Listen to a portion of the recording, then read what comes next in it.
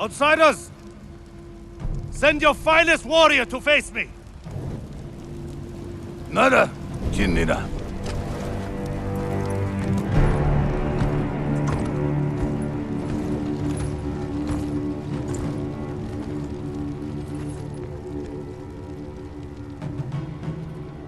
I am Harunobu Adachi, descendant of the legendary Yoshinobu Adachi.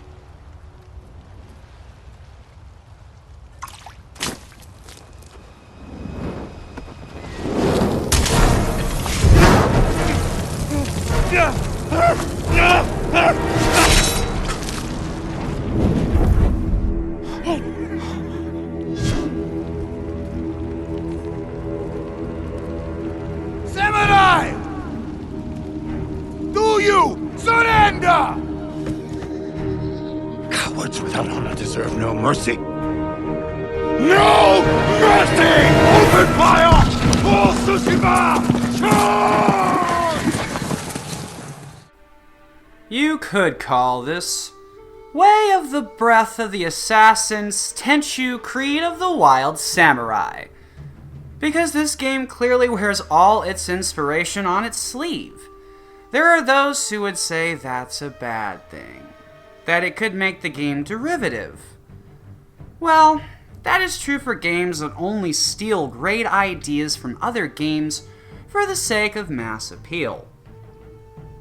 Games like Ghost of Tsushima are not created out of stolen ideas, but out of a love for the ideas that meant the most to those who took the time, effort, and had the resolve to take their love for something that resonated so sincerely with them and create something that's not entirely new, but clearly far from derivative of other works. Those who would view this game as derivative are playing a game that just doesn't resonate with them, and that's akin to being in an abusive relationship. You may love the way they lie, but it's just not good for you. Move on, and someone else will come on in and love that game the way you never could. I mean, all games deserve love. It just takes a wise gamer to love the games that are right for them, while respecting those that seem mediocre or even shitty. If the game is just not clicking with you, then you are simply trying to force enjoyment. And a wise man once said, "Love is like a loose fart. If you force it, it's gonna be shit." Thank you, Mr. Stephen Amos, for that prophetic wisdom. That, of course, does not mean the game itself is shit. I mean, think of this. There are those who actually want shit on them in a sexual capacity. Like, getting shit on can be a really pleasant thing for some people. So, when you think about it, you'll learn that if something feels right to you, you're gonna have a good time.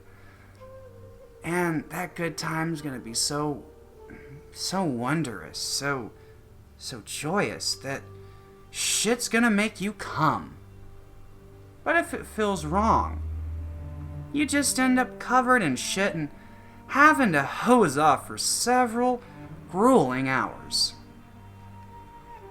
What I'm saying, for those who got lost in my shitty metaphor, is that this game is gonna rock your socks and cock, puss, or whatever combo you got going on down there so hard, you'll splooge yourself.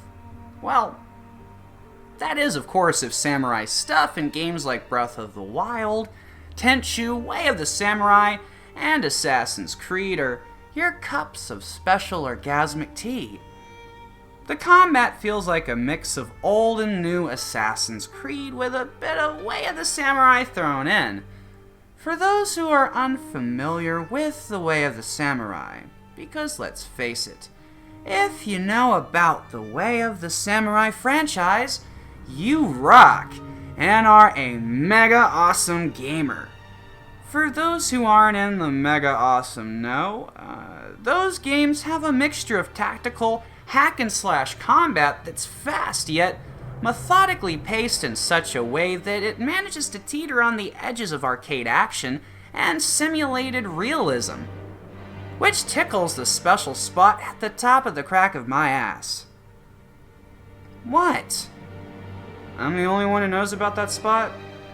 Or am I just the only one brave enough to admit that I like to tickle myself for relaxation and stimulation purposes? Moving on. Exploration feels like a mix of Breath of the Wild and Assassin's Creed. While you can't climb everything like an assassin would, you can scale certain cliffs while also being able to get to the top of most buildings, Tenchu style. Yes, Tenchu style. For gamers not old enough to remember the Tenchu series, it was a ninja franchise that predates the Creed and was a clear inspiration on the Assassin's franchise. Those games clearly played a major role in Ghost of Tsushima's stealth mechanics, which seem very close to the recent Assassin's Creed games, and the sense that you stalk through the bushes or behind objects and in some shadows, like some kind of Me Too predator. And then you strike unseen, like the child molesters working in Hollywood to this very day.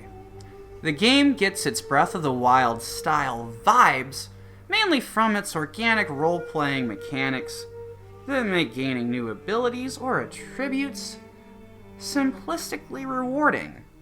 The other Zelda vibe comes from the lack of traditional waypoints that gives the game a wonderful sense of adventure in the massive open world of Tsushima. The way the waypoint system, or lack thereof, is handled is something that I find truly revolutionary in such a complexly simple manner. Sorry, got too high and mighty there. I know arrogance is unbecoming, but damn is it fun. I guess if I'm aware of it though, I'm not being truly arrogant. Or am I more arrogant in spite of myself? You could be the judge, but only my creator, named Tyler, in some circles anyway, can judge me. Really, Tyler the creator goes by many names, and Tyler is just one that I feel most comfortable with. You may know him as Allah, Christ. Wait, come back. Why does everyone leave when I start discussing religion? I guess a game review is not the appropriate avenue for such topics, but, I mean, why not? A review could be one of two things: an arrogant, bitter, jaded, unhappy zombie criticism of that game and all it gets wrong, or it could be the wind beneath your gaming wings that rekindles the passion you once had so feverishly for that seemingly meaningless activity that we all know means more to us than we let on or actually even know. Which brings me back to the game's revolutionary guide system. Instead of looking at a map or following arrows or any such constrictive guideline system, you follow the wind. Like, literally, you simply follow the wind. This is how you can tell that this game is an inspired work of art. I mean, it takes a true artist to interpret his winds of creative inspiration and remix that ish into the most immersive, beautiful, artsy-fartsy guide system I have ever experienced. And what is so wonderful is that you get to your destination without following a banal yellow brick road, which allows you to actually experience the game world in a very organic and wondrous way. I say actually a lot because I'm a bit of a valley girl. Yes, wondrous. Why don't gaming critics use the term wondrous anymore?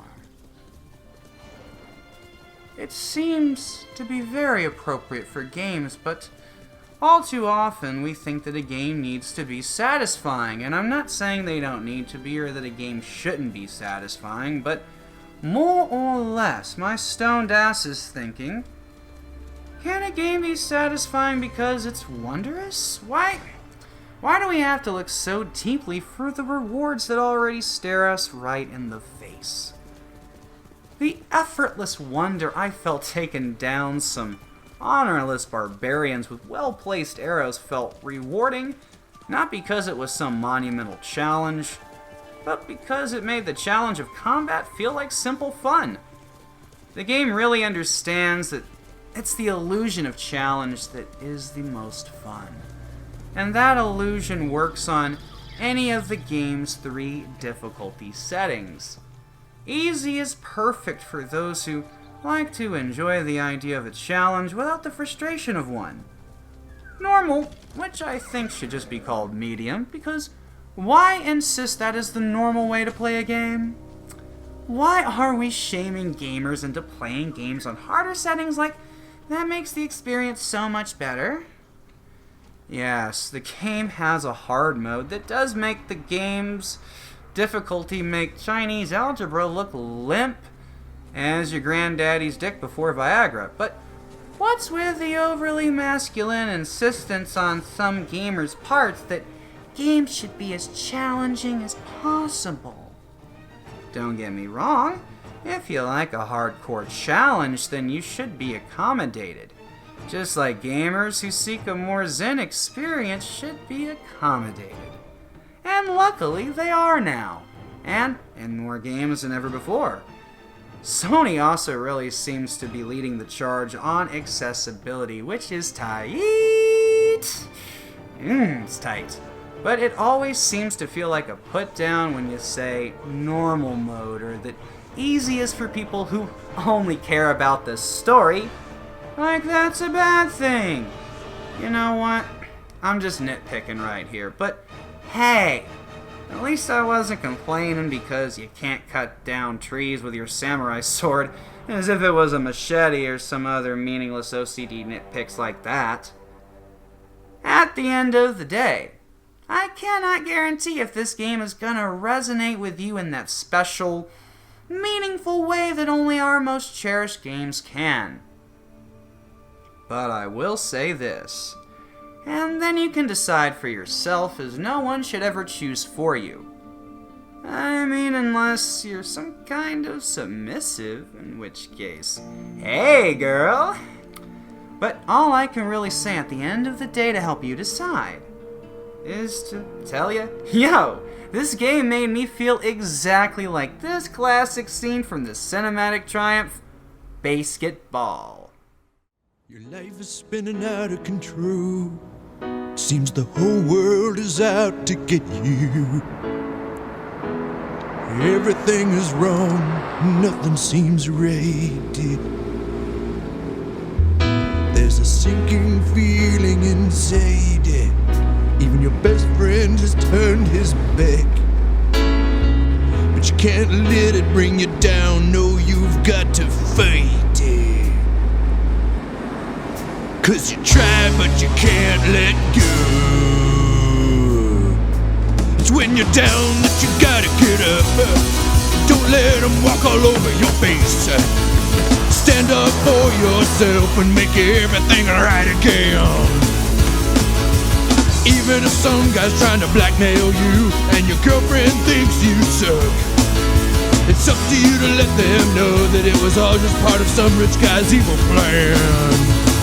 Look out ahead, there's a truck changing lanes. You got some yellow crumbs on your upper lip, and those warts on your dick aren't gonna go away unless you start using topical cream every day.